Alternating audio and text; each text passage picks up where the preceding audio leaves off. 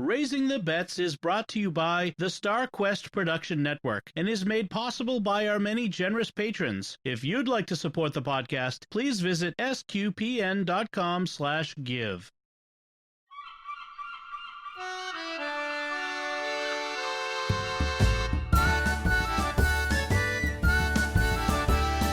You're listening to Raising the Bets, a family podcast of pirates and penguins. We're a Catholic couple raising 5 kids outside of Boston. Join us as we share the joys and challenges of marriage, homeschool, and our adventures near and far as we make sense of the world and experience the best parts of our culture. I'm Dom Bettinelli. And I'm Melanie Bettinelli. And we're transitioning the podcast to the new Chewing Ice ASMR channel. Which is, if you don't know what ASMR is, it's this, like, when you hear... How do you describe it? It's enjoyment. Well, ASMR channels are YouTube channels where people do things with subtle noises really amplified. Some people find certain noises incredibly soothing, like it actually sort of activates like the pleasure center of your brain. I'm sure I'm completely wrong in the neurology of it, but there's something about certain sounds that is incredibly pleasing. Anyway, I have a friend. Yeah. Named Melissa, who has an ASMR channel, and her thing is opening soap packages. And like that sounds like really weird. And there's nothing creepy about it. No, it's just people enjoy the sound of. And you know, the funny thing is, I like tuned in because I was curious. Like, she's like, this is my YouTube channel, and I actually listened to it for watched it for 10 minutes, 15 minutes. It was incredibly mesmerizing. It's like listening to a fireplace, like a fire in a fireplace, the crackling, the popping, the noise. It's sort of a white or wind noise. Or like raindrops falling off of an eaves or something. Like a noise generator, but not white noise, but like a noise or babbling brook or stream. There's certain sounds that are soothing, although our ASMR channel would be ice chewing, which would be the opposite of soothing for a lot of people. This brought to you by the fact that I have, yes, a very bad habit of chewing ice that drives my family crazy. And a family of people who have misophonia. who certain noises drive them crazy. Anyway. So you get a little taste of our... Welcome to Sunday night at the Bettinelli house. Woo! A little taste of our pre-show pitter-patter. Patter? No, pitter-patter. Pitter-patter's feet. Patter is just talking. The pitter-patter of little feet is always relevant here. That's ASMR. Anyway, moving on. Wow, this is going to be a weird one, folks. So what did we do this week? So I had an interesting experience this week. I went out to a restaurant for the first time since the pandemic began. Now, I've been in restaurants, like picking up takeout, but to go to a place and sit and drink and eat food without a mask, and it was really weird. And it wasn't with you. It was a meeting. So our Cub Scout pack had the committee meeting, and we've been doing it via Zoom, but it just doesn't work as well. I mean, not everyone has a facility with technology. Not everybody's tech is really up to par. It can be some people don't understand that you can't do it from the beach while the kids are screaming behind you and you're waving the phone around and there's the wind noise. That sounds nightmarish. Yeah, it was. So we were like, let's get together and do this. I'm like, okay. So there we were, 8 of us in a room at this pub down the street with, a beer and food and no masks. And it was kind of, so I don't want to talk too much about the whole mask, no mask thing. It's all controversial these days, but I try to be safe. I try to abide by the rules. It felt a little weird to be it's one thing to be not masked around family that I'm living with, but to be within a few feet of other people, and just because we're, I don't know, eating meal, it's somehow not because we were masked all the other times we're together. I don't know. It was strange. It was a strange experience. I don't know that I want to do it on a regular basis, but anyway, hopefully not one to get sick. So, and then the other thing I did this week was on Saturday, we had our Cub Scout fishing derby, and that was delayed and socially distanced. We're all spread out at our local Lake Holbrook here, and the four of the kids came with me. So the only two Cubs we have now are Lucy and Anthony, but Ben and Bella came. Bella was because she's working on a fishing merit badge, and Ben just because he wanted to come along. Because he likes fishing. He likes fishing. He's pretty good. I mean, he'll catch stuff. Didn't he catch a fish? He's the one who caught our lone fish in our family this time. Lucy was funny. After a while, she got upset and just sat down and was mad because she wasn't catching anything, like after a half hour. Yeah. Well, the problem is last year she caught like 3 fish in a half hour. And she's like, wow, this is awesome. I'm good at fishing. Like, beginner's luck. Here. Yeah. That's hard to explain to a 7-year-old. Yeah, don't expect this to happen every time. Yeah. So, and while you guys were fishing, Sophia and I went to the farmer's market. And we went earlier than we've been going, and so it was kind of nice because there were no lines yet, and so it was like we have the farmers market to ourselves. That's nice. Skipping lines, and then we went and got some coffee, and then came home. So, anything interesting at the market? I mean, was it all different this time? There was a mushroom vendor, which is the first. We've had mushroom vendors in past years, but this was the first time we've had mushrooms this year. So I was very excited about that.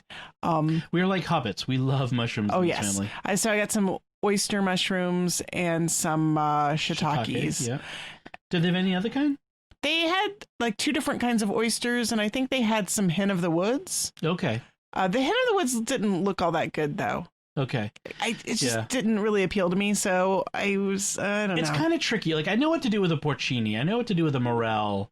But some of these other ones, I'm like, what do you do? Like, what do you do with mushrooms to really make it worth I'm buying these expensive mushrooms as opposed to, like onions? Like, they're just sort of part of the flavor of the dish. Right. You really got to highlight them. Yeah, I sauteed these with a little bit of garlic and some red onion and some butter and wine, which I thought really brought out the mushroomy flavors, but not overwhelming them. That's the trick. Yeah, you can't overwhelm the mushrooms. Let's see, what else did we do?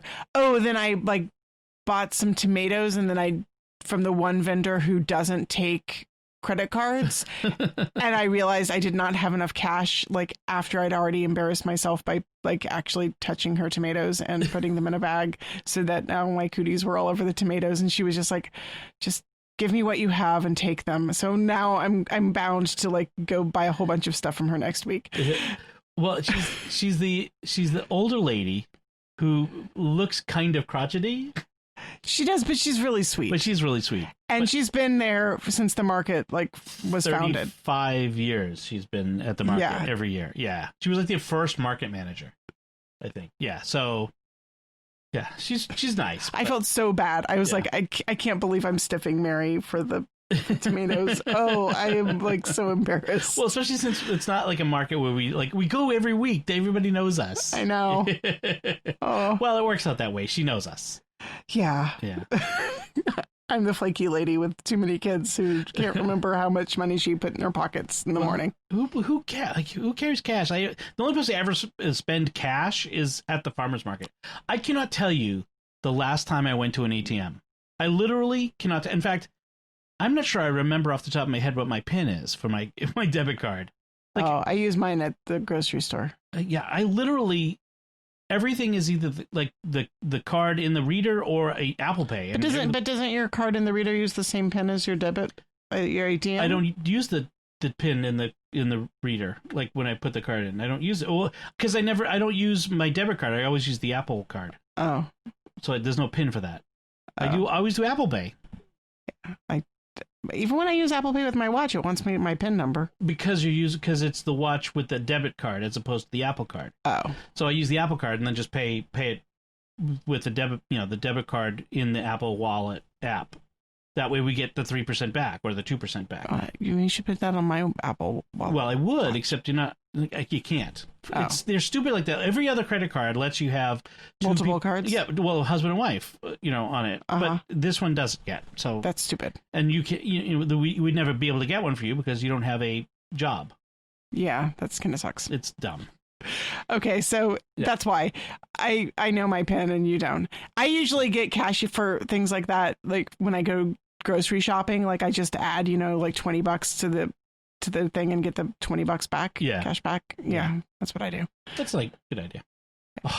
Most of my cash these days goes to pay Isabella. So my bribe money for pushing the shopping cart. That's where she's earning her money because she's planning to buy something. A Lego set, I think. I think a Lego set. Yeah, she was telling me. So I went to CVS the other day, and I'm like standing in line, and the line was taking too long because people at CVS want to use like all those coupons. There's like you get behind that lady who's got like 15 coupons. But they give you 1 million coupons, so you got to use them, right? There's someone out there who wants to use every single one of them, right? And so it's taking forever. I'm like, hey, they have a self-checkout now. I'm going to go over there and self-checkout. I bet it didn't work, right? I went over and it didn't work, and it said wait for help. So I had to wait until after that lady was done anyway for the loan cashier to come over and help me. It was very annoying. Oops. That's just thanks, CVS. That's just CVS these days. CVS is always annoying. Sorry, lovely people that work at CVS, but the company's technology is terrible. It is. It's terrible. That's a whole nother rant. So the other thing that happened this week today is, as we record this on Sunday, is my mom and dad came to visit. It was very nice to have them over. So my sister Francesca brought my mom and dad by after Mass, and they visited for a bit. And then she took my dad up to my other sisters up in Peabody for the day, and my mom stayed here, and then I drove my mom home after dinner.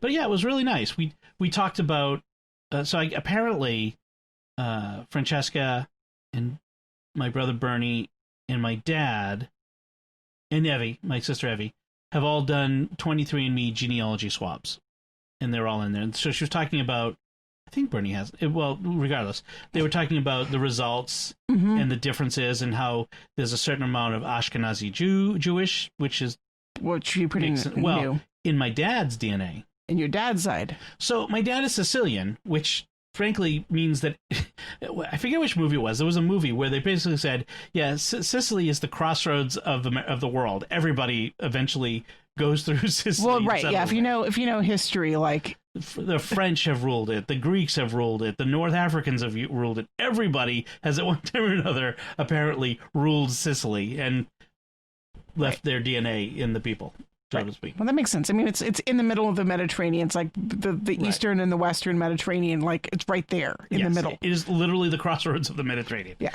So we were talking about there was some Anatolian, like Northwest Asian, which is like Turkey or Iran or that area. So, which is interesting because I was speculating it was some like merchant from Constantinople who came through. You never know. And fell in love. Let's just say he fell in love and settled down with a nice Sicilian girl. So it was interesting, and it makes me kind of like, do I want to do it? Like, will I learn anything new? I gotta say, I'm kind of curious. Well, yours would be interesting because you're a mutt. Yeah, I mean, I wonder what would show up. I actually haven't asked if any of my extended family have done it, so I'd be curious to like ask on the family page. Yeah, I mean, the whole Jimmy Aiken and I did the episode on the Golden State Killer. That's how he got caught. Right. It was not because he did it, because a relative did it, and because the mitochondrial DNA that you inherit from your mother can lead you to other relatives. Like it's right. I forget exactly how it works, but it would.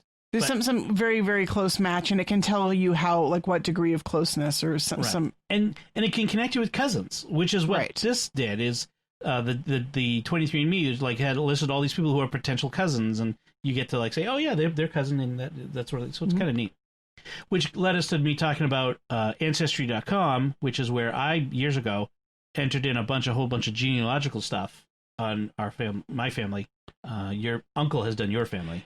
We should at some point like merge the two so that our kids will have a merged I think they're family connected. tree. Are they? On Ancestry. Oh. Yeah. I suppose I don't have an account. I should do that so I can look at It's that. wicked expensive. Ancestry.com. Like, you can set up a free account where you can just look at things and search things and enter in, like, manually enter stuff. But to use any of their resources, like they have all kinds of like records from around the world, birth records, military records, port of entry records, all kinds of stuff. But it's expensive to get it. It starts at $20 a month and goes up to 50. But could you like sign up, do research for a couple of months and then drop it? I've done that. Yeah. You can get a 6 month for like $140, which it might be worth to do it again at some point to kind of update the records. Right. Especially if like one of the kids had like a family history thing for scouts or something like that. Genealogy. I cannot say that word. Genealogy merit badge. Yeah. So that would be good. Actually, it was kind of interesting that coincided because on a whim, I had bought a family tree book on Amazon. It was on one of the kids' curricula, and I just like handed it to Lucy because she happened to be the kid who was sitting there when I opened it, and it came today. And so Lucy was, when your parents arrived, she was filling out the personal information in this family tree book. Like she was writing, wow. She opened it up and she's like, name. And so she writes her name. And I'm like, okay, I guess we're doing this. And so I helped her fill out name, address. It had like 3 lines for hobbies. And she was like, who has that many hobbies? Says the 7-year-old. Who has that many hobbies? She puts Cub Scouts, and that was about the only thing she could think of as a hobby. So that's what it was, like hobbies and sports. She doesn't do any sports. Right. Yeah. That is funny. It was really funny. I get scouts who wouldn't be able to fit them all in 3 lines, the number of sports. Well, exactly. Yeah. That's funny. So it was interesting. And then we got to talking about tracing a family tree, and like we could trace my dad's great grandfather, so my great grandfather, back to the 1700s. He was born in the 1700s. My great grandfather, which is kind of crazy when you think about it, because my grandfather was born in the 1800s. Right. And I mean, that's just crazy to think about that span of time and that few generations. That is kind of crazy. Yeah. I mean, my family tree, I think my uncle has traced back at least one branch back to like Charlemagne. No, but like the Isle of Wight in the 1600s. Okay. Well, yeah, which is kind of cool. On my mom's, the French side, we go back to the 1600s. Is one the furthest one back is in the 1600s. So I mean, it's fascinating. I love that sort of stuff, and there's so many interesting stories. I was telling my mom, reminding her that one of her ancestors, Simon Pierre Leblanc from Nova Scotia, and his brothers, there's 5 of them, all were merchantmen who owned a ship called the Enterprise. Like, it was destiny that I would be a Star Trek fan.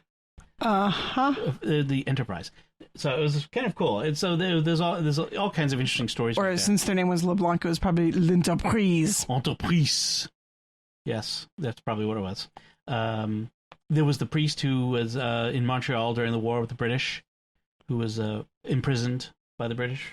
There's a couple of interesting stories in the family tree.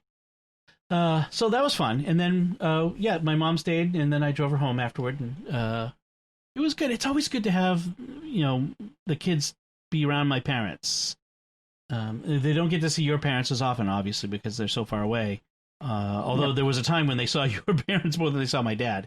But now that my dad is living in the next town over, or 2 towns over, it's a lot easier, and it is good that they get to see them, because I never really knew my grandparents. So my grandparents all lived out of state, except for the 1 year that my mom's mom got an apartment in Austin. Really? It was for a year? It was like for a year, and I think she just decided that she didn't really like it, and she moved back to Arizona.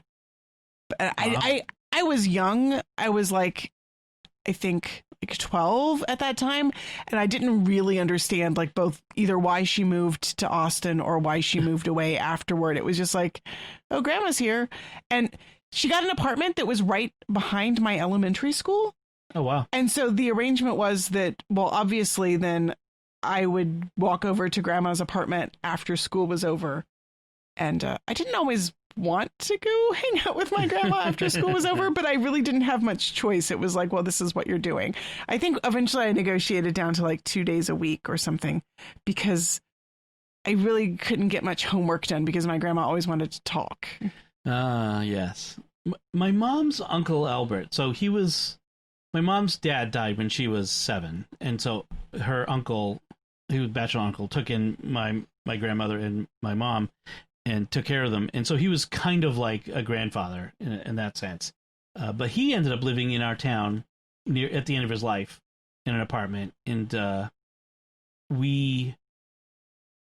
remember having to go over to his house, like my mom, the expectation, like, you need to go over and visit him now that he's living in town. And it's like, why? Like, what are we going to talk about? What am I going to do there? Yeah, well, you got to get to know Uncle Albert. Okay, I guess. Spend time with him. Okay, like what you're 10, 12, 13, what so it was this man who I hadn't spent time with otherwise. It's very strange. It's a very weird negotiation, like now seeing it from the adult perspective, but for children, like the expectations that adults have of you, that you don't have the life experience to understand why. Yeah. Yeah. And for us, it's like, we want you to get to know this person who is important in our lives. Right. And who may not be around for much longer. Right. But you don't want to say it because it's morbid and you don't want to freak out the kid. But yet the expectation, that's, you're kind of trying to leave the implication there, like, you need to do this or you'll regret it later because you'll be grown up saying, I never knew my grandparents. Right. Yeah. So it's tricky. I'm glad our kids, they know and love their grandparents and they are able to talk to them, whether in person or on FaceTime or what have you. So that's good. I wish they could spend more time with them, but the world is what it is right now. Times being what they are. So let's talk about what there was something you said you were doing some special learning with this week. We have a house guest. But a safe one who is not going to give us COVID. Not really a house guest. Well, a living outside the house on our patio guest. In short, we have a spider. We have a spider. We've named her Charlotte. Somebody has named her Charlotte. I've named her Charlotte. Tom has called her What Charlotte. else are you going to name a spider? I mean, you're not going to call it Shelob. That's rude. So we have an orb weaver spider who's been living on our patio for a couple weeks now. She seems to build a web like not exactly every day, maybe like every 2 days, and then it like lasts for about a day, and then it gets beat up, and then she eats it, and then she builds a new one. Beat up by the wind and the leaves flying around. She builds it. It's interesting. She's been building it partly anchored on our wind chimes. Some of them have been anchored on the wind chimes. I think she's learned her lesson. Yeah, she's moved away from the wind chimes now, but for several different web iterations Anyway, we've been learning about spiders. I've made an opportunity to make it into a sort of science project. Everything's a homeschool lesson. Exactly. One afternoon, the boys and Lucy and I actually stood on the patio and watched the spiders spin the web that had been destroyed, like make the web. And it was really cool. Like you could get up really close, like a couple inches away from the spider while she's spinning. And all the arachnophobes out there are going, what are you doing? That just sounds horrific to me. It was really cool. And so then she is kind of big. Her body is like about the size of, I don't know, a quarter. Maybe? A quarter. Yeah. The body is the size of a quarter. The body. Then there are the legs. She's pregnant. She's obviously getting ready to, not pregnant, but you know what I mean. The spider equivalent of preparing to breed. No, she's got an egg sac in her abdomen. There you go. That's the correct terminology. Yes. Anyway, that led me on to like some internet searches for spiders and learning about different kinds of spider webs. Ours is an orb weaver. And so hers is an orb web, but there are different other kinds of webs. We also identified a blanket web in another corner of the patio covering. Gazebo, we call it. It's not a gazebo. Not a gazebo. That's what we call it because we don't know what else to call it. And then, and we've seen some in the hosta plants. We have some like the ones that do the like funnel traps. Those are cool. And I learned that cobweb is actually a kind of web. A specific kind of spider web. Right. It's not just any kind of spider web. It's a specific kind. Specific kind. Anyway, so then this led me into a really weird rabbit trail, which was learning about golden spider silk and a shawl and a cape that were made out of golden spider silk. These spiders are orb weavers, kind of like our little friend Charlotte. Yes. But they live in Madagascar, and the silk that they spin is gold. And a couple of guys in Madagascar figured out how to harvest spider silk. I think it was some like... Were they lemurs? 3 million. I think it was something like 3 million spiders that they harvested silk from. Do they keep 3 million spiders? No, they actually released. They like would take some silk and then they would release them back into the wild. Oh, okay. It was a humane, cruelty free. Yes. Except for the guy they hired to go harvest the spiders. No, actually, they were paying local people would collect them and come and bring them. Like, were being paid per spider. They had some like cute images in the video of like kids who would like just show up with like one spider in their hands. Yeah. They don't bite. Yeah. Anyway, it was really cool. Like they ended up weaving this shawl and this cape out of spider silk, and the color of this silk, the natural color, is this gorgeous golden color. And the shawl they wove with traditional Madagascar techniques. Like the embroidery itself has patterns woven into it, and the cape was just a plain, like, solid fabric, but then they embroidered on it, and the embroidery pattern has spiders in it, like spiders and vines and flowers and such. Now, evidently, spider silk is very delicate, like fragile, and it's very susceptible to tearing. Not tearing, it's very strong, but to water and heat. Oh. So like it doesn't like it doesn't like getting wet or extremes of temperature, but it's very strong. They have only have had 2 models wear the cape. There's if you look online for golden spider silk, I'll try to put the link in the show notes. You can put Anyway, it's pretty fabulous. Even if you are freaked out by spiders, the textiles themselves are really gorgeous. Wow. So the kids and I spent an entire morning of goofing off of the rest of school, binge watching a whole bunch of different videos on YouTube. There was one from the Victoria and Albert Museum. There was one from the Royal Ontario Museum in Toronto. Mm-hmm. And then a friend of mine said that she'd actually taken her son to the Royal Ontario Museum, and they'd seen the cape when it was there a couple years ago. And I think there was a video from somewhere else. Oh, the Art Institute of Chicago. So we did 3 different videos from 3 different museums where these have visited. Wow. They're permanently in residence in Madagascar, but they occasionally travel out of the country. Of course. Yeah. Oh, interesting. That's interesting. Well, I mean, that is such a very Halloween appropriate lesson. Right. Anyway, these are like the only textiles that have actually been woven from spider silk, other than some that were woven in like 1900 or 1910, but that have subsequently been lost. And the technique was evidently lost too. Although I kind of got the feeling that maybe some of the local people in Madagascar were already doing this textile, and this was just sort of like a bigger scale production or something. Right. I feel like something was getting lost in translation there. Interesting. Very good. Spiders. It is safe to come back to the podcast, folks, for those of you who are arachnophobic. We're done talking about spiders. I mean, it's surprising. I'm actually a little arachnophobic, but not in the, like, eek a spider and run away, but more like I don't like spiders being in my space. Like, outside, that's fine. In the attic, I have no problem with it. If you come into where I can reach, you're dead. I watched the movie Arachnophobia when I was younger. I see. And that was a bad explains idea. a lot. Yes. I don't mind spiders so much when they're like up in the corners far away from me. When they start like dangling on a thread near my head, that I don't want them in my hair. Well, that and the big spiders, like daddy long legs. I could let a daddy long leg run on my arm. That doesn't bother me in the least. But like big hairy, like the wolf spiders, segmented spiders. No, thank you. I thought we were done with spiders. Huh? You said we were done. We're done with spiders. It's safe to come back to the podcast now. You're lying. Oops. Nobody is going to believe you ever again. Moving on. Let's talk about what we ate. Okay, much safer. That's much safer.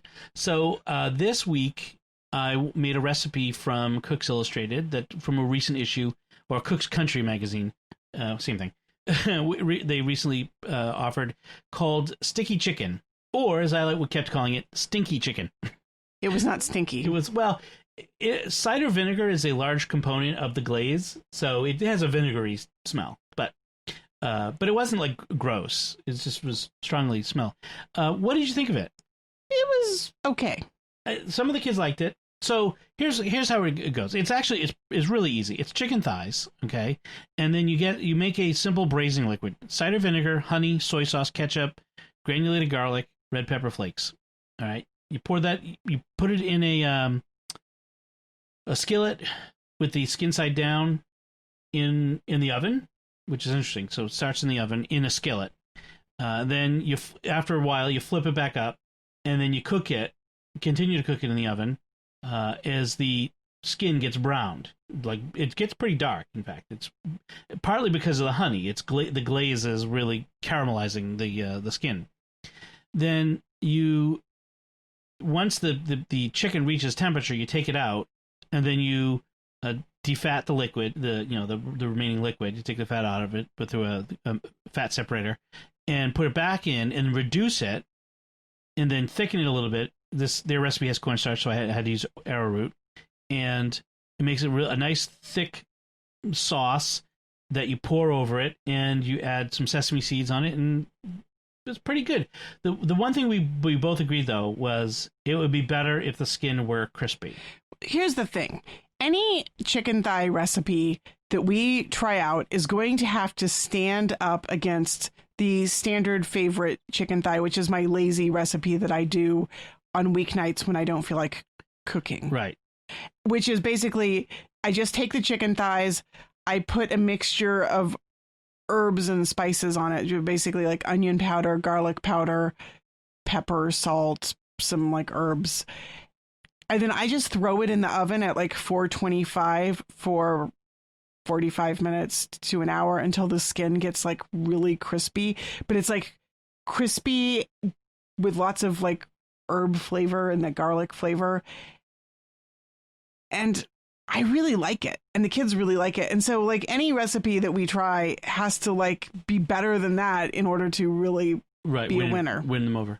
What if we did this, but we took the skin at the end of it and put it on a baking sheet in the oven to crisp up? I don't know. I mean, it's okay. I'm just not I'm not as much of a fan of like the sweet as I am. Like, I like sweet sauces if it's like a sweet and sour chicken that has like the vegetables and the pineapple and the peppers and the broccoli and stuff. Well, this wasn't super sweet. I don't know. It was like, I mean, it was sweet and sour. It was honey and vinegar. Right. If it was missing something, I don't know. The thing that I like the weeknight, the chicken that you make, but it needs a sauce. Like, I feel like that's where we disagree, because I do not feel like it's at all lacking in a sauce. Well, because so what do we eat it with? We usually eat it with rice and like a vegetable on the side, and it feels kind of plain to me, which is why I'm always pouring sriracha all over my rice to give it. Because when I was a kid, I didn't like rice because it was too plain, and then I'd pour soy sauce all over it, which made it way too salty and barely edible. But I feel like rice needs something, and I like having the chicken in the rice and a sauce. I don't know, it's just me, but I'll have to figure something else out. But I think there's something in the if you can take the skin and cook it separately, the meat will absorb more of the braising liquid. Anyway, but apparently we're not going to be making this again. So the the other dish I made with that dinner was a stovetop cauliflower with garlic and thyme. Since the chicken was in the oven, we couldn't just do our normal roasted cauliflower. So I found a recipe that does cauliflower on the stovetop. So you basically just cut up the head of cauliflower into like 1-inch bits, and then with olive oil in the pan and salt and pepper, and you just cook the cauliflower in the pan until it's brown, and then you add in some a mixture of oil, garlic, and thyme, and mix that together. And it tasted okay, but it was way too oily. It was really oily, and it wasn't brown enough. It wasn't like, no. It didn't have the nice, I mean, I really like the oven cooked because it gets kind of crunchy. Well, and this claims to make it brown. Like the picture from the magazine, it's really brown. Like there are brown spots. I think that our stovetop, I think that they tend to cook on gas. Cook on gas. We have electric, and I think that makes our difference. Our stovetop does not get that hot. Well, it doesn't get the right kind of heat. I think because electrics turn on and off, they're not a steady high heat, and I think that's a big difference.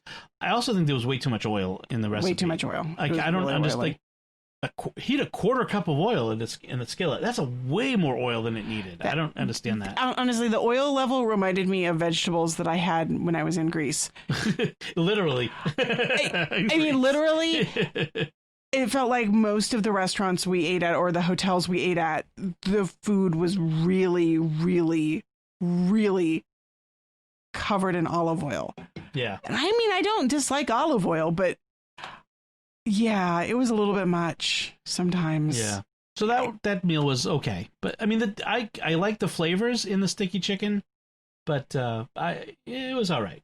It was all right. We'll probably end up making our regular. Sorry. I just wanted to try something new, so I've got to make something new for the podcast every week. You know, right. Have something to talk about. So then tonight you were ambitious for tonight's dinner. I made lasagna. Okay, lasagna. The big debate. Now, I have to recognize that you made lasagna the way I prefer it, and I really do appreciate it.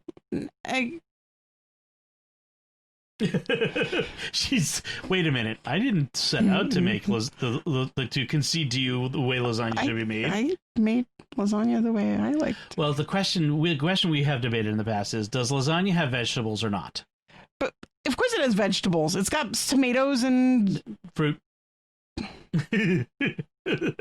Does lasagna have spinach and mushrooms and other plant-like things? Or is lasagna pasta, cheese, sauce, and maybe meat? Which the meat in this one, you made a meat lasagna. It was really good. And I'm a purist. Lasagna does not have vegetables apart from the sauce and maybe some parsley. There was a lot of parsley in this. Yes, which is there was like half a cup of parsley in this. Sophie looked at me and she's like, "That's a lot of parsley." yeah. No. The parsley was fine. Yeah. My mom used to make it with either peas or frozen spinach in the cheese mixture. And I really like it with the frozen spinach. And then that big leaves of spinach, like finely chopped, so that it's like the texture is not different than parsley. If it was like the parsley, but at which point I'm saying, then why are you like bothering? Because you can't even taste it. Because you're getting vegetable into children who are picky and don't want to eat vegetables. I might be projecting from like the thick mushroom, zucchini and other things, pastas like lasagnas I've seen, right, with runny sauces. You've never actually let me try to make the lasagna that I like. I've never tried it. The one you made tonight was so good. You don't have to make any other kind. It went fast, by the way. There was like 2 pieces left. Like the kids ate. Like we're gonna have to start. We're getting to the point where you're gonna have to start making much bigger pans of food. I don't know how to make more than a 13 by 9 of lasagna. 12 by 9. 12 by 9. 13. Whatever. Anyway, big roasting pan. I mean, when my sister Francesca used to make lasagna for our family, she would get the big roasting pan out And like, how many boxes of lasagna did you use? One. Yeah, she would use 2 boxes. 2 boxes. Yeah. That's a lot of lasagna. I'd have to make twice as much sauce, too. Twice and as much sauce. Get the big thing of ricotta. Yes, the big thing of yes, that's what she would use, is the big thing of ricotta. Okay, I see. Yeah. I'm not quite there yet. If you want to have leftover lasagna, you're going to need to make a lot of lasagna. That's I guess so. But we don't have much room in the refrigerator for that much lasagna. It freezes well. I guess. Yeah. Yeah. Oh, I'll tell you. Think about this. Yeah. Yeah. Anyway, I basically, somebody asked me where I got the recipe for the lasagna. Was it? I don't know if it was your mom or one of the kids. Yeah. And literally, I have never seen a recipe written for lasagna. I learned how to make lasagna by watching and helping my mom make it. And I mean, I just like make lasagna. I make my basic sauce, which has changed a lot over time. So my sauce now is not really much like my sauce used to be. Yes. I think we've together created a new sauce. Perfected sauce. Yes, it is really perfect. And so my lasagna sauce is basically my just basic sauce, but I added some ground beef to it. Which I think lasagna. I do not like lasagna with no meat. I think I'm up on meat lasagna. Ground beef, I can deal maybe sometimes with like a pepperoni or salami. Right, that's the one thing I did not do this time because we didn't really have a whole lot of salami. But my mom always chopped up salami into fine bits and put it in with the cheese mixture. Yeah, but that can sometimes cause it to be a little too acidic and a little heartburny. Yeah, it can be a little bit greasy. Yeah, I suppose, but I like the salami flavor. Yeah. But I think the sauce that I've perfected now kind of compensates for that because it has some of those flavors in it with like the fennel and the anise. Yep. So I don't feel like it's lacking as much.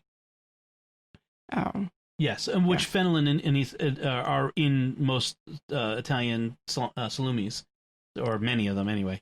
So that's a common flavor. It's a flavor. Yeah. Yeah, it was really good. I think my mom loved it. I think she really enjoyed it. So that's high praise. I thought my dad might be staying for dinner. I didn't realize he wasn't staying for dinner too. It would have been nice if he'd stayed, although we would have run out of lasagna. Yes. Well, my dad doesn't eat very much. That's true. Days. He eats like a bird. He does, but little old man. Yeah, but it would have been interesting to get his take. Obviously, my dad would have been complimentary. I've never heard your dad be anything but over the top complimentary about anything. So right. But I still would like to share with him. I think he's been impressed with the cooking that we've shared with him over time. So it's been good. So that's what we've been cooking. One of these days we'll have to put that recipe for the sauce online.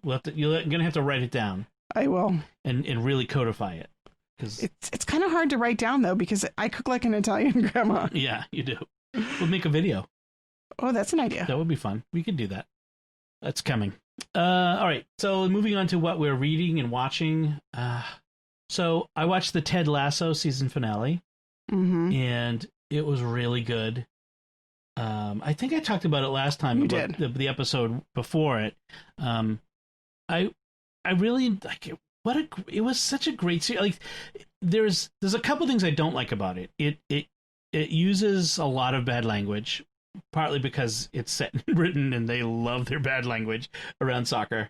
And there's more sexual innuendo than I think would be great. I mean, if it didn't have all that, it would be a great show to for the family, even because there's so apart from the sexual innuendo, because there's so many elements of forgiveness, of caring for one another, of being a family.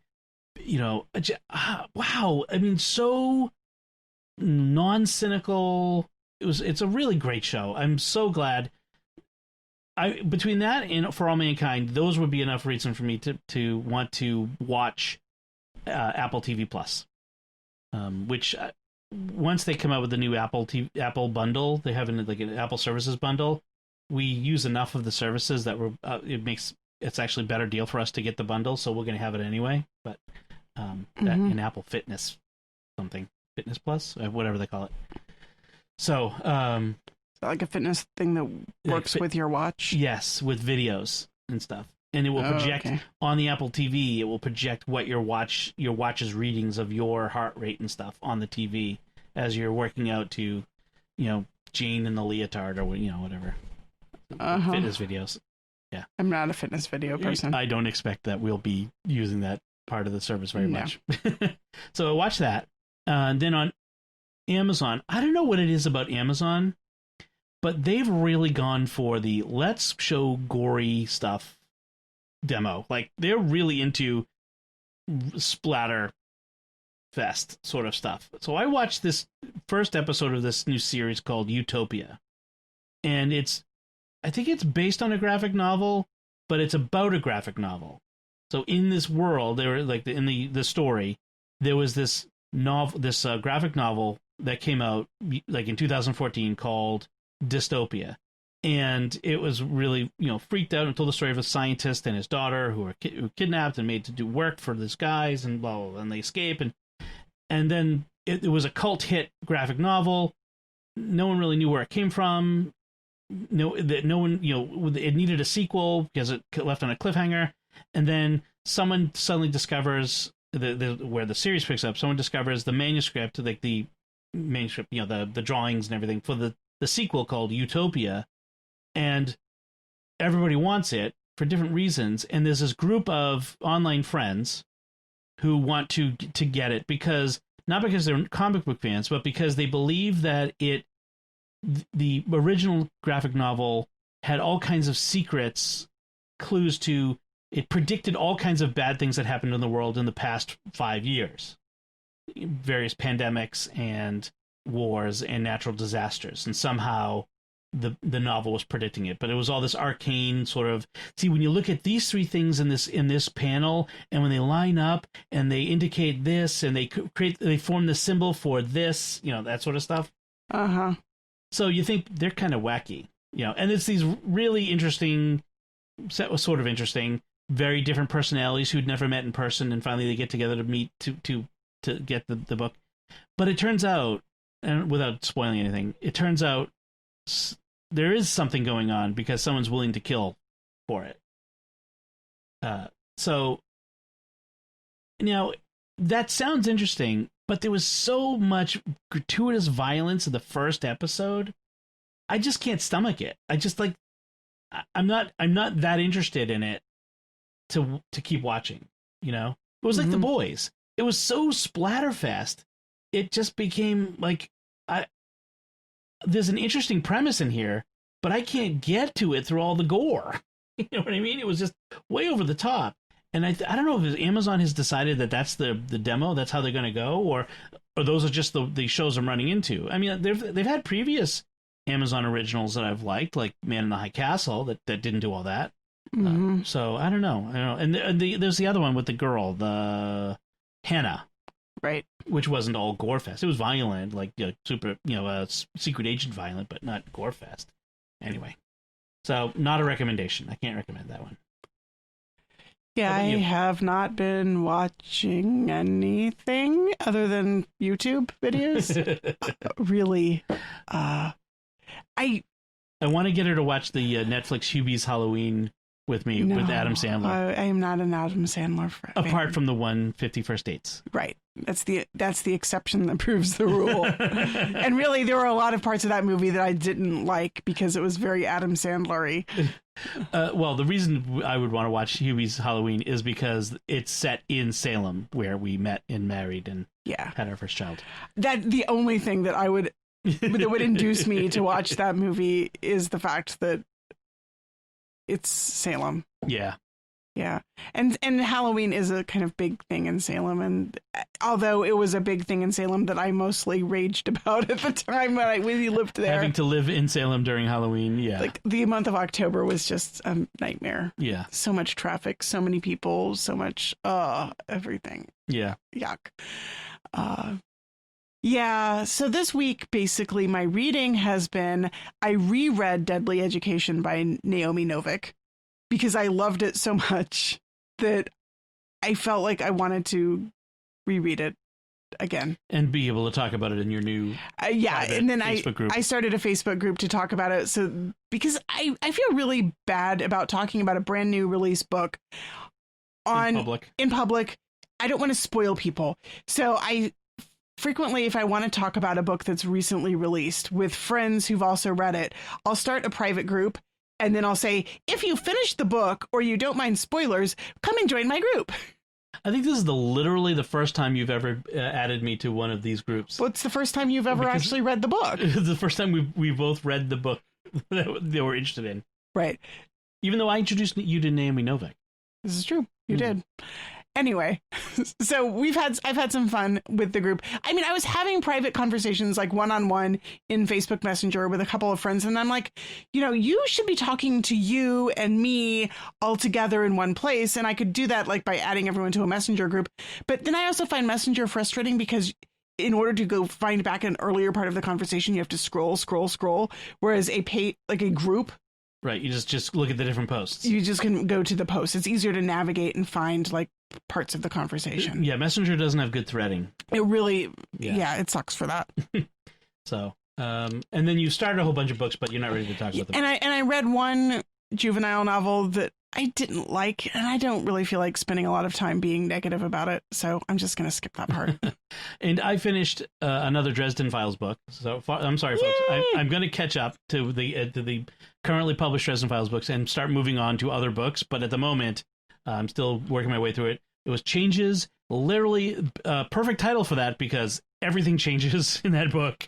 And it's interesting. You were telling me that some of our friends who were reading the series, that was the book that stopped them on the series. They like, I'm done. I'm out. Yeah. On that. So it's kind of interesting.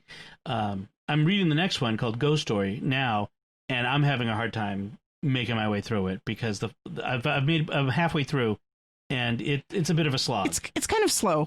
Yeah. It's a slow starter, especially after the pace of Changes. Like I really think that he sort of did that deliberately because he's interested in these kinds of things. Yeah, the author, Butcher. The author.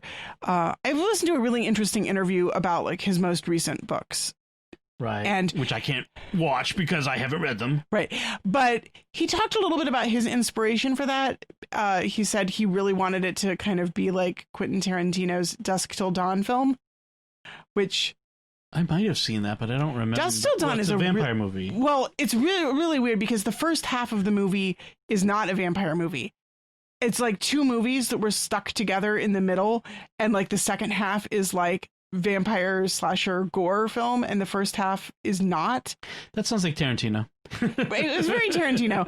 Anyway, evidently Jim Butcher kind of wanted his latest novel to be that, but then it got too big. And so the two halves actually got split up into two different novels. In the current... You mean the two newest novels? The two newest novels. Right. But I kind of feel like that with Changes and Ghost Story, there's a similar dynamic of the like action. Changes is frenetic. It is like the pace is just nonstop. Right. Whereas Ghost Story is like, stop. Ghost Story is like, okay, everything comes to a halt. No, stop. We're going to think about things for a little bit now. Yeah. We're going to process what just happened. That's a little hard to take. Yeah. It is. I mean, it's risky. And it's also very different from all the other books. It is. And when you're on the 13th, I think, book in a series, and to suddenly change everything, that's a very risky move. But then again, when you're on the 13th book, if you've got people you might be in a rut. If you've got people who've stuck through with you, there's a good chance that a lot of them will continue. Right, which is why the publisher went along with it and didn't say, no way. But also, I think that by book 13, unless you change something up, even the most successful formula tends to get formulaic and stale. It's like a TV series after 4 seasons. You can look at a TV series that's been on for a long time. After about season 3 or 4, they switch things up. They change things. You have to change things. It's the 7 of 9 moment. Or the opening the hatch in Lost. Opening the hatch in Lost. Well, that was season 3 or 2. Oh, I think that was season 2. No. Wait. When is the moment when they like suddenly like shift gears? No, they shift the gears to off the island. Off the island. Like that's now right. Now where they're no longer doing flashbacks, they're doing flash forwards or whatever it is. Sideways. Whatever Anyway, while we were watching it, we didn't know what it was. But yeah, that's right. You have to switch things up. I mean, then you look at things like Law and Order or NCIS that have been on that are on for 15 years, and like they've been doing the same thing over and over, and you're like, I got bored with NCIS like about 6 years ago. Yeah, I stopped watching. Yeah, I mean, I love the characters, right? But it was just the same thing over and over and over again. Right? How many dead bodies can they possibly find? How many mysteries can there be? CSI was the same thing. Like, they tried to mix it up, but after a while, and then they had CSI Miami and CSI New York, and I forget, they might have had others.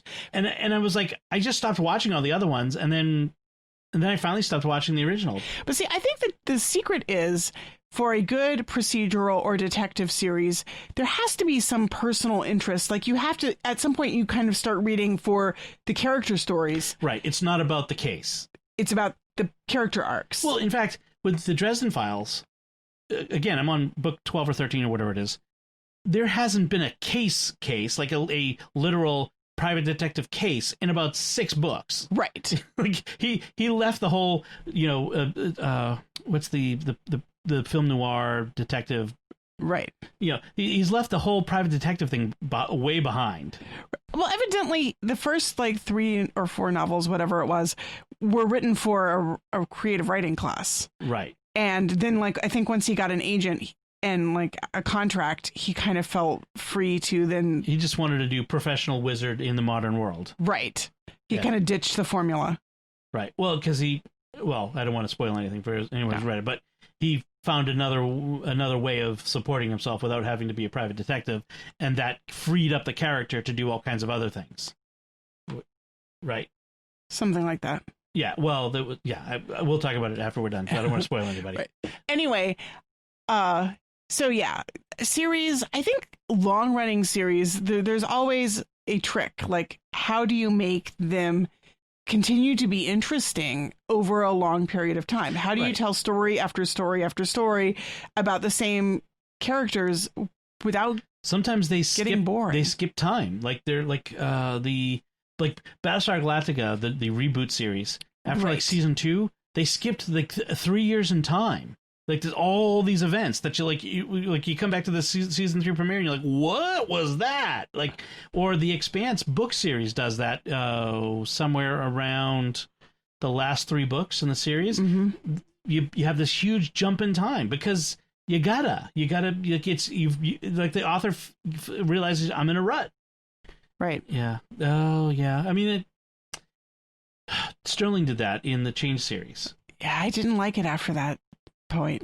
I gave up. I stopped reading several times. The jump in time. I stopped reading after the first jump. Well, so the first 3 books. Yeah. Then there's the second 3 books. I read the first 3, and then I read the second 3, and then I think I read the first one of the next, and I was like, no, I'm done. Yeah, I'm out. Yeah, I was at that point reading out of obligation, as it was in for a penny, in for a pound. I want to get to the end, and I did. I got to the end of the series.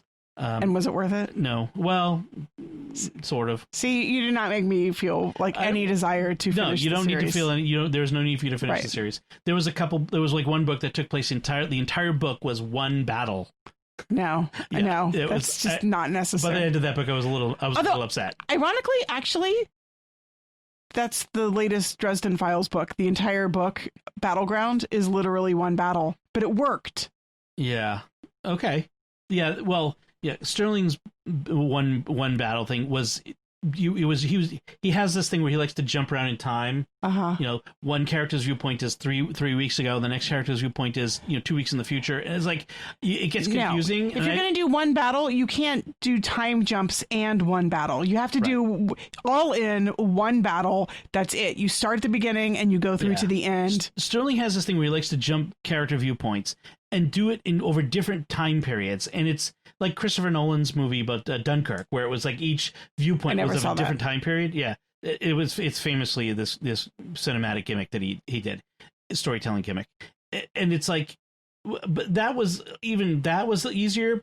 But with books, it's like, wait, when was this? I was constantly scrolling back to the last time this character showed. Like, who is this? Where were they? And when was it? I hate it when a novel does not make sense unless you pay really close attention to the date at the beginning of each chapter. Like, that drives me crazy because I am not the kind of reader who pays very close attention to that kind of detail. Dates do not register in my consciousness. Like, I have a hardest time remembering dates. Yeah, whereas Sterling is clearly the type of author who loves the details, loves the unimportant details. I am not that kind of reader. I am not a good reader of that kind of book. It's frustrating. When Sterling writes a single book, like he's got several single novels, those are really good because they're self-contained and they tell the whole story.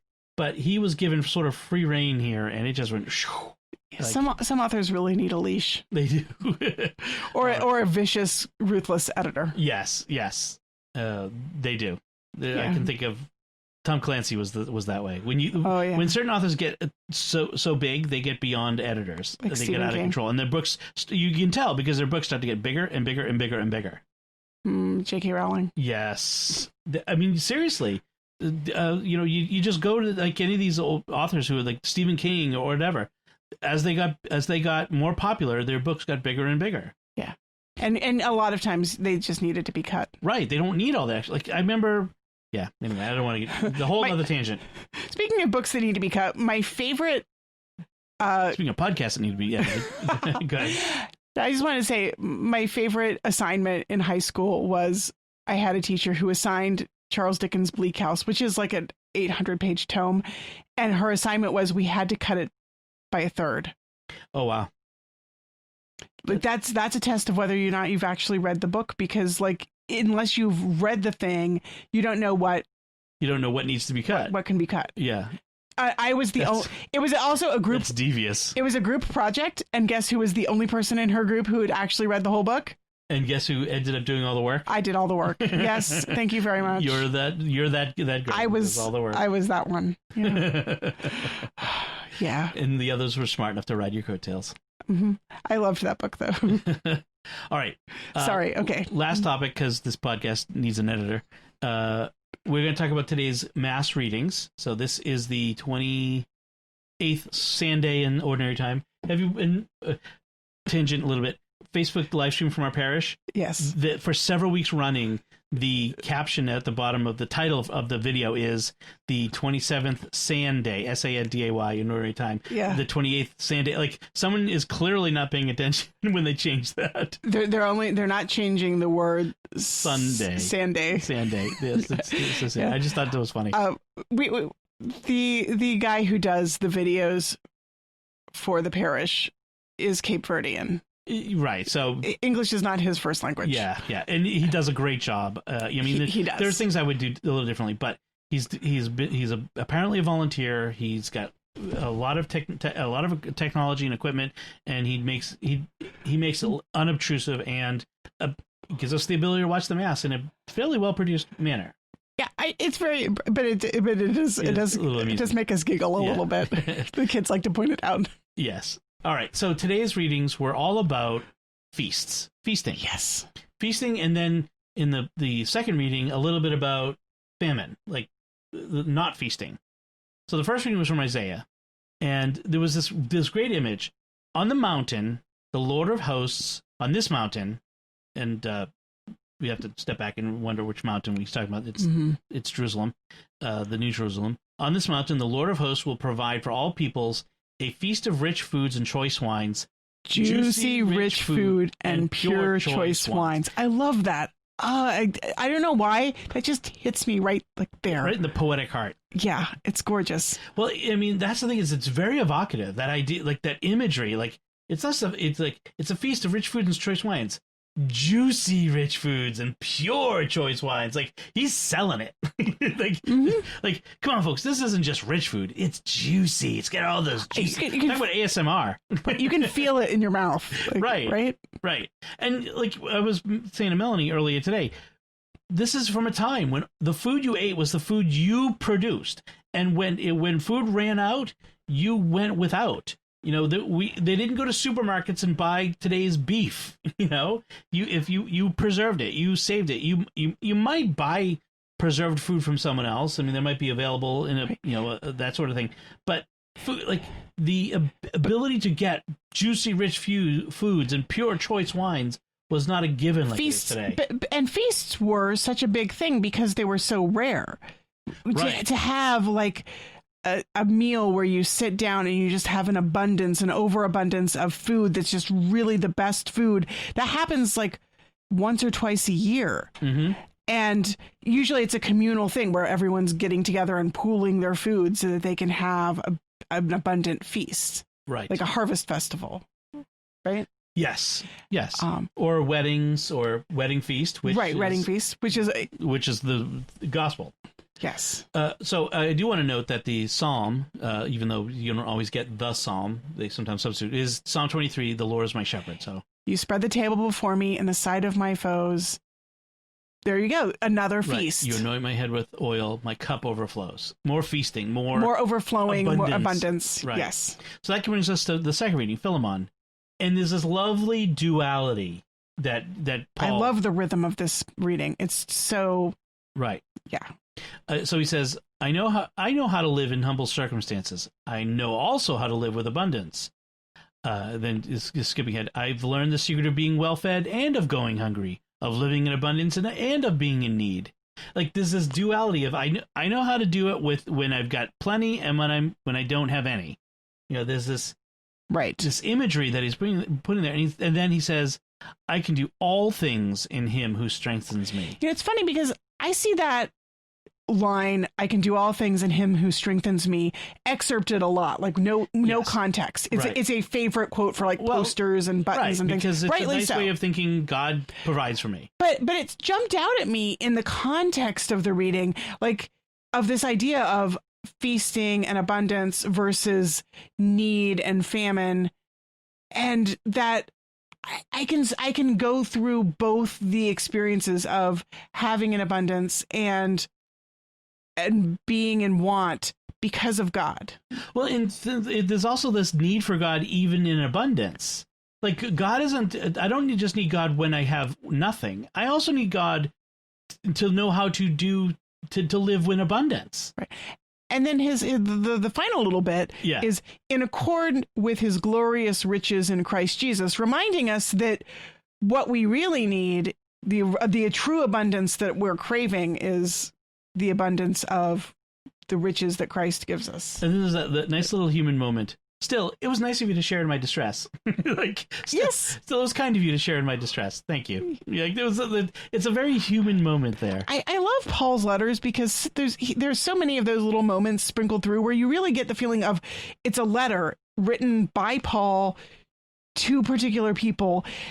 There's one letter, I can't remember which one it is off the top of my head, where he asks the recipient to send him his cloak and his scrolls that he left behind. I love that because it's Paul, who's a person who's asking, by the way, send me some stuff. Send me my stuff that I left behind at your house. What a great way of reminding us that Scripture, the divine inspiration, doesn't mean it was written down like a tome, like carved in rock. These are the 10 Commandments sort of thing.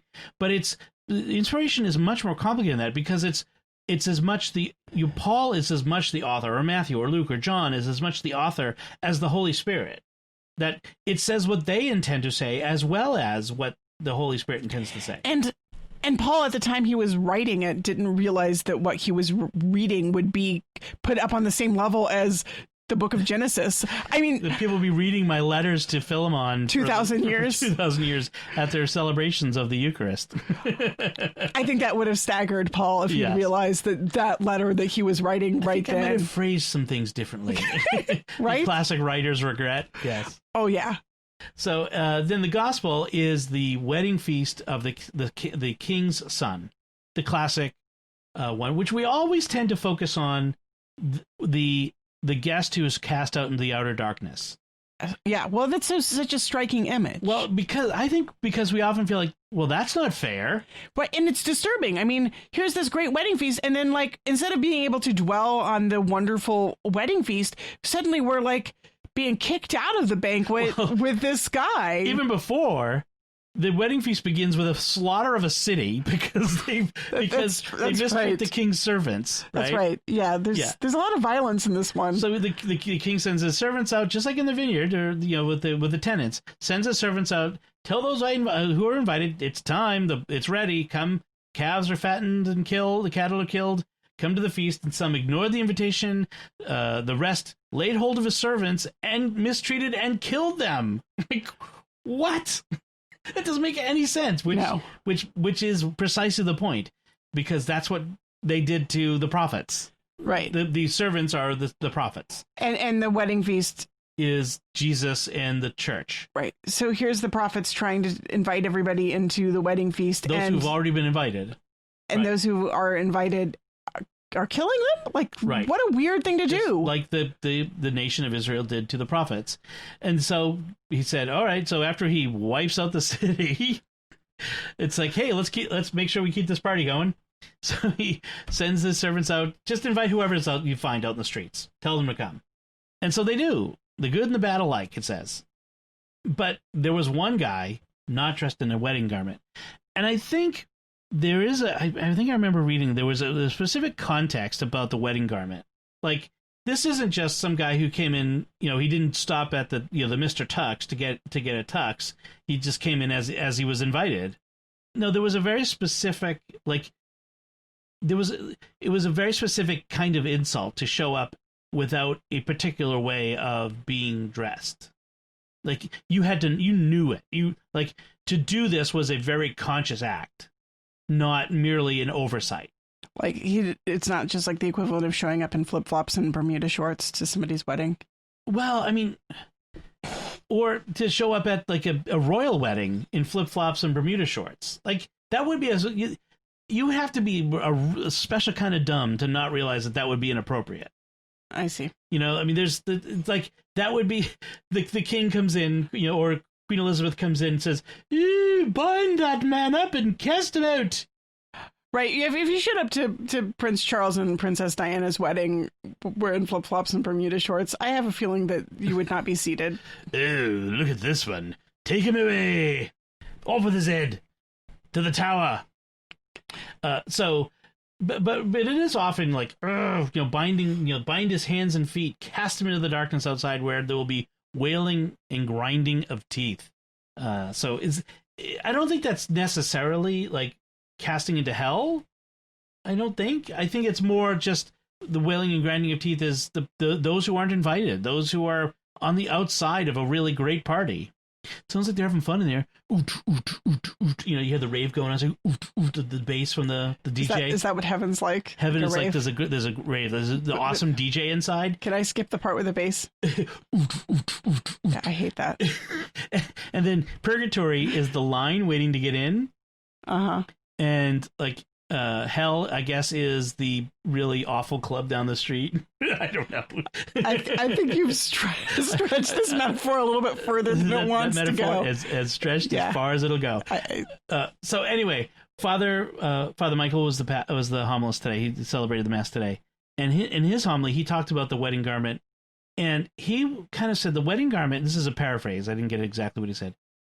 The wedding garment for us is the fruit of the Holy Spirit that clothes us in grace. The Holy Spirit clothes us in grace. It is the life of virtue we are living. And so if we show up to the wedding feast without that garment, without that virtue, without that holiness, without the Holy Spirit in us, the life of the Holy Spirit, we are not dressed for the feast. Right. And it's the actions and the life that we live, like living the life of the works of mercy and a life of prayer and the sacraments and like all of those things. It's not just enough to be, he said, to be baptized and confirmed and go to Mass on Sunday. Like the sacraments aren't the fullness of Christian life.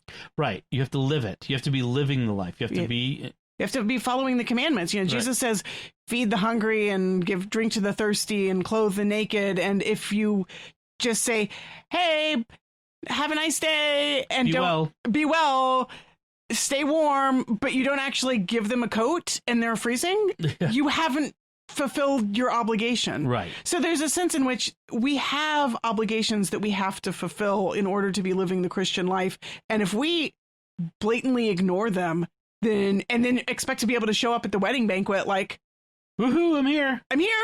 Let me in. Nope, you're not wearing your wedding garment. I think Father Michael specifically said, not everyone who says, Lord, Lord, is welcome in the kingdom.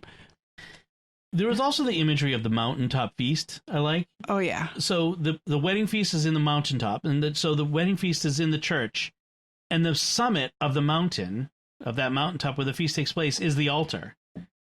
And the Eucharist is the source and summit of our faith, and is that feast. I love this mountaintop imagery that we get, and like, so when we're climbing the mountain together to the top, which is the altar, where we receive the feast. And so many of the Psalms have that image of, let's go up to the house of the Lord. Like the idea of climbing the mountain is the way you get to the temple. Right. So that climbing the mountain, I mean, maybe that's why we continue to hold on to the idea of heaven as being up. Yes. Like up in the sky, because there is this sense of ascent going up. But it's hard. It's work. I mean, imagine if we always thought heaven was a place in a valley. Just descend into the valley. Oh, getting to heaven is easy. Just walk downhill. Oh, I'm just going downhill. No. Going to heaven, going to the feast is up a mountain. You have to climb the mountain. It is work. It is hard. But it's worth it. Easy, but it's worth it. Right. As anyone who's actually climbed a mountain knows, like, it is so hard. And then you get to the top and you look at the view and you're like, wow, this is so awesome. It was so worth it. What is it? Is it the Carpenters?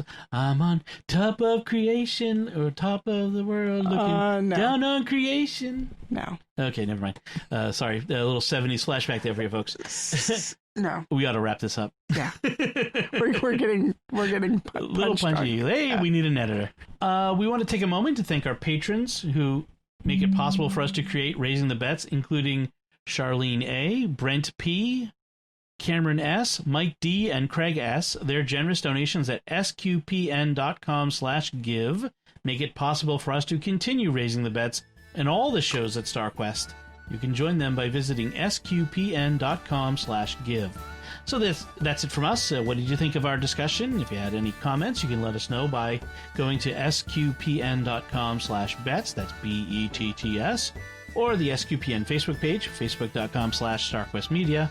Or send an email to bets@sqpn.com, and I'll put the relevant links from our discussion to the various things we talked about on our show notes at sqpn.com. You can be sure to subscribe to the show in Apple Podcasts, Google Podcasts, Stitcher, TuneIn, your favorite podcast app, or at the SQPN YouTube channel, where you should make sure to hit the bell to get notifications. Until next time, I'm Dom Bettinelli. And I'm Melanie Bettinelli. Thank you for listening to Raising the Bets on StarQuest.